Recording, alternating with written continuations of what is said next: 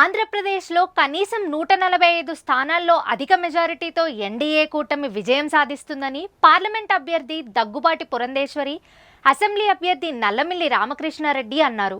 బిక్కవోలు మండలంలో నిర్వహించిన రోడ్ షోలో వాళ్ళు పాల్గొన్నారు. తూర్పుగోదావరి జిల్లా అనపర్తి నియోజకవర్గం బిక్కవోలు మండలంలోని ఎన్నికల ప్రచారంలో భాగంగా ఎన్డీఏ కూటమి బీజేపీ రాజమండ్రి పార్లమెంట్ అభ్యర్థి దగ్గుబాటి పురంధేశ్వరి, అనపర్తి నియోజకవర్గం కూటమి ఎమ్మెల్యే అభ్యర్థి నల్లమిల్లి రామకృష్ణారెడ్డి ఆధ్వర్యంలో రోడ్ షోను నిర్వహించారు.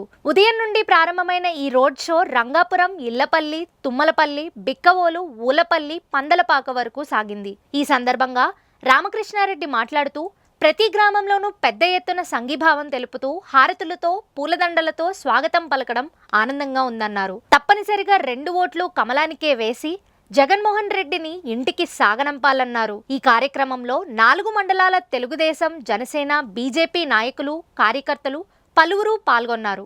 మరి ఎన్నికల ప్రచారం పార్లమెంట్ అభ్యర్థి భారతీయ జనతా పార్టీ రాష్ట్ర అధ్యక్షురాలు, పూర్వపు కేంద్ర మంత్రి వర్యులు నందమూరి తారక రామారావు గారి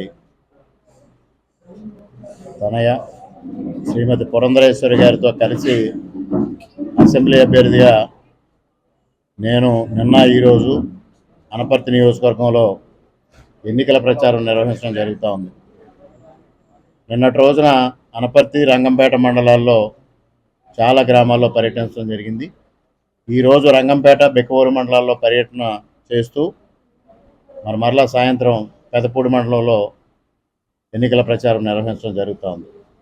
ముఖ్యంగా నిన్న ఉదయం 8 గంటలకు పులవర్తి గ్రామంలో మొదలుపెట్టి రామవరం, కుతుకులూరు, అనపర్తి మీదుగా రంగంపేట మండలం చేరుకొని రంగంపేట మండలంలో రాత్రి వడిసిలేరు గ్రామంతో ఎన్నికల ప్రచారాన్ని పూర్తి చేయడం జరిగింది. ప్రతి గ్రామంలోని కూడా పెద్ద ఎత్తున మహిళలు కానీ, యువత కానీ, పెద్దలు కానీ పెద్ద ఎత్తున ముందుకు వచ్చి సంఘీభావం తెలియజేయడమే కాకుండా హారతులతో, పూలదండలతో స్వాగతం పలికి, అఖండ నీరాజనాలు పలికి తప్పనిసరిగా 2 ఓట్లు కమలానికి వేస్తామని వారు చెప్పడం, జగన్మోహన్ రెడ్డి పరిపాలన పట్ల తీవ్ర వ్యతిరేకతను వ్యక్తం చేయడం, జగన్మోహన్ రెడ్డిని సాగదంపాలనే దృఢ నిశ్చయాన్ని వారు వెలిబుచ్చటం, పురంధరేశ్వరి గారిని నన్ను వారు రిసీవ్ చేసుకున్న విధానం కానీ, స్వాగతించిన విధానం కానీ, మమ్మల్ని ఆశీర్వదించిన విధానం కానీ మమ్మల్ని ముగ్ధులు చేసినంతలో ఎటువంటి సందేహం లేదు. గతంలో ఎన్నోసార్లు మా తండ్రి గారు ఎమ్మెల్యేగా పోటీ చేసినప్పుడు కానీ, అనేక సందర్భాల్లో నేను పోటీ చేసిన 2 సార్లు ఎన్నికల ప్రచారాలు నిర్వహించడం జరిగింది. కానీ ఇంత పెద్ద ఎత్తున స్వాగతాలు పలికి ఇంత అద్భుతంగా ఈ కార్యక్రమాలను విజయవంతం చేసిన విషయం నేను గతంలో ఎప్పుడూ కూడా చూడాల.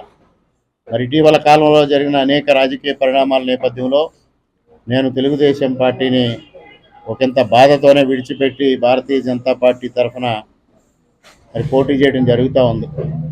మరి ప్రజల్లో గుర్తు విషయంపై ఏదైనా గందరగోళ పరిస్థితులు ఉంటాయా అని కూడా కొంతమంది అనుమానాలు వ్యక్తం చేయడం జరిగింది.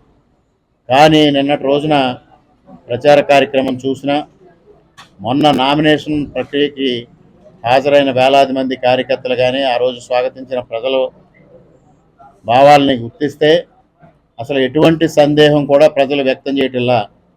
అనివార్య పరిస్థితుల్లో రామకృష్ణారెడ్డి ఇక్కడ కమలం గుర్తుపైన పోటీ చేయడం జరుగుతూ ఉంది.